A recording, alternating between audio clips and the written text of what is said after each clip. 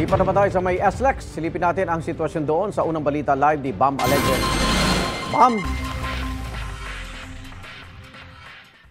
Igan, good morning. Umaga ng All Saints Day. Maaliwalas pa ang biyahe kung dadaan ng South Luzon Expressway.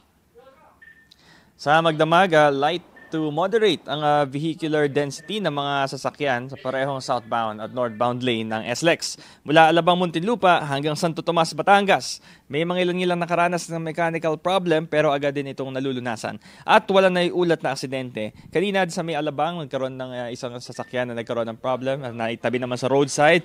At ngayon naman sa Cabuyao, Laguna, meron na currently nagkakaproblema sa gulong pero ito ay ongoing din ang troubleshooting. Paalala ng pamunuan, tiyakin ang safety ng sasakyan bago mag-long drive. At kung inaantok, huwag pilitin. Siguraduhin may load ng RFID para hindi maabala at maigi mag-install ng AutoSweep app para rito. Igan, Linggo ng gabi hanggang Lunes ng umaga inaasahan yung pagdagsa ng mga sasakyan pauwi ng Metro Manila. So plan accordingly at hinihintay pa rin natin yung latest data from SLEX dun sa kung ilan yung sasakyan na dumaan na rito sa SLEX. Ito ang unang balita mula rito sa South Luzon Expressway. Bam Alegre para sa GMA Integrated News.